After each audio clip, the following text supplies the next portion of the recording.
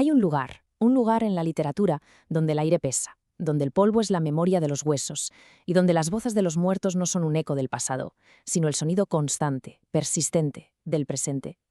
Hoy vamos a adentrarnos casi de puntillas en el mundo de Juan Rulfo. Y para empezar, una pregunta que lo sostiene todo, una que flota sobre las llanuras secas de su obra. ¿Es posible morir más de una vez? Porque aquí está, digamos, la clave para entender su universo. Para Rulfo, la muerte no es un evento final, no es un punto y aparte. Es en sí misma un estado, una forma de seguir estando, de permanecer. Vale, para meternos de lleno en esto, lo primero que tenemos que entender es su mundo. Porque no se trata solo de personajes, se trata de la tierra que pisan. Es una geografía del alma. Hablemos de Comala. Y no hay que buscarlo en un mapa. Comala no es un lugar físico, es más bien un estado mental, un espacio casi metafísico donde las reglas de nuestra realidad pues simplemente no se aplican. Fijaos en el contraste, es brutal. En cualquier pueblo la realidad es física, el tiempo va hacia adelante y la muerte es el final del camino. Pero en Comala el tiempo es circular, es un eco que se repite y la muerte es solo otra forma de estar. Y esto nos lleva a una idea central. El páramo, esa tierra seca, agrietada, no es un simple decorado, es una fuerza activa, es el destino que se impone a todos los que lo habitan, estén vivos o no. Bien, pasemos ahora a ver cómo construye Rulfo esta atmósfera tan densa, porque no es solo lo que cuenta, sino, y esto es lo más importante, lo que calla.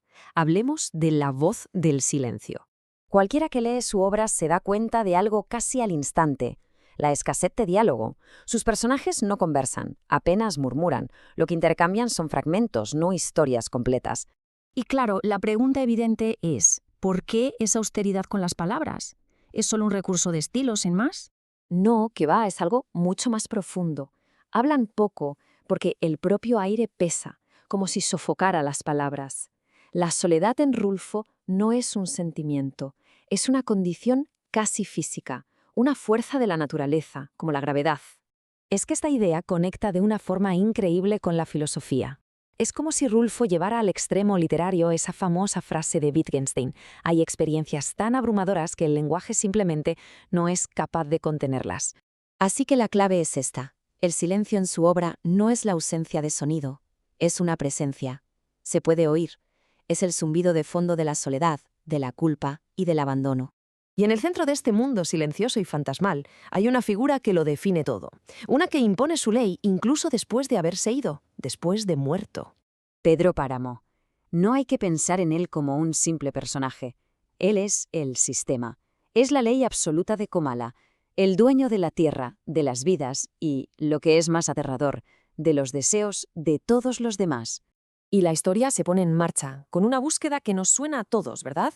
Un hijo, Juan Preciado, que viaja a Comala para encontrar a su padre y reclamar lo que en teoría le pertenece. Pero la búsqueda es inútil. El padre no está. O mejor dicho, está en todas partes y en ninguna a la vez.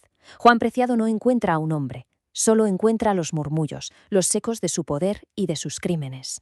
Y todo esto al final nos lleva de vuelta al principio, a esa sensación de que las fronteras entre la vida, la muerte y la memoria se han disuelto por completo. Después de ver la geografía, el silencio, la ley del padre, nos damos cuenta de que nuestra pregunta inicial, esa de si se puede morir dos veces, a lo mejor estaba mal planteada.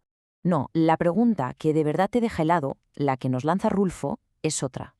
Es si en un lugar como Comala, aplastado por la culpa, por el poder y por un paisaje que es destino, si alguien llegó a estar vivo de verdad alguna vez. Y Rulfo nos deja con un último murmullo, un eco que se queda resonando mucho después de cerrar el libro. Y nos obliga a pensar en nuestra propia existencia. Si los personajes de Comala son fantasmas de la memoria, ¿qué pasa con nosotros? ¿De qué memoria, de qué historia, somos nosotros el eco persistente?